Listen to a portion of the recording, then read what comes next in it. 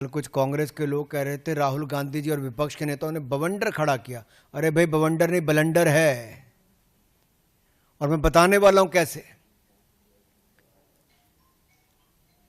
जितने आरोप आज तक लगाए, मैं राहुल जी को यही कहूंगा, धूल चेहरे पर थी पर आप आईना साफ करते रहे, और यह कि कांग्रेस ने किया था।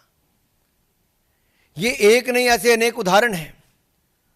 और इस परिवार और पार्टी का शुरू से शुरुआत ये रहा है कि चुनाव हारते हो तो वोटर पे ठीकरा फोड़ दो, या इलेक्शन कमीशन पे ठीकरा फोड़ दो, या इलेक्शन कमीशन के नियमों पर, कार्यप्रणाली पर प्रश्न चिन्ह खड़ा कर दो।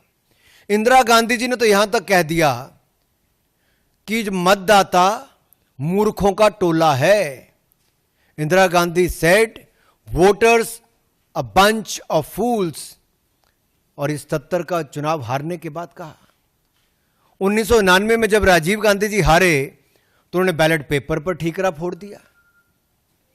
वो उस समय कहते थे इलेक्ट्रॉनिक मशीन लाओ, आज उनके सुपुत्र राहुल गांधी जी कहते हैं कि भाई ईवीएम बंद करो, वापस बैलेट पेपर पे जाओ।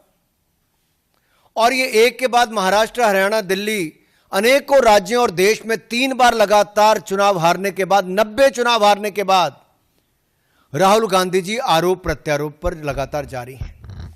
अब इनका मॉडस ऑपरेंडी क्या है राहुल जी का?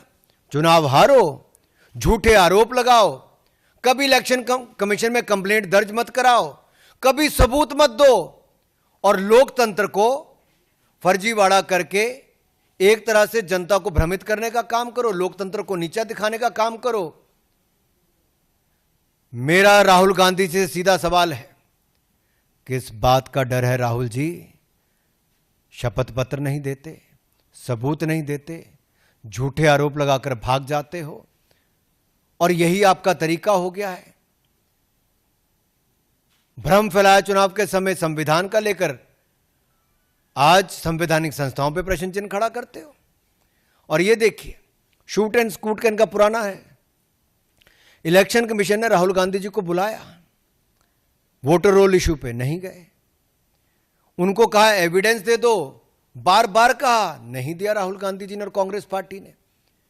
और यहां तक कि representation of people's act, RP act में अगर देखें सेक्शन 80 में, तो no election commission, no election petition file की इनके किसी भी नेता ने, किसी चुनाव लड़ने वाले ने।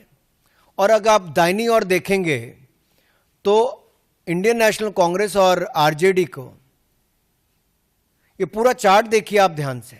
इलेक्शन कमीशन आज 13वां दिन हो गया लगातार बिहार में, वहां तो इनकी कोई इस तरह की बातचीत नहीं है, खुले मन से इलेक्शन कमीशन बात सुन रहा है, बिहार के लोगों को कोई दिक्कत नहीं है।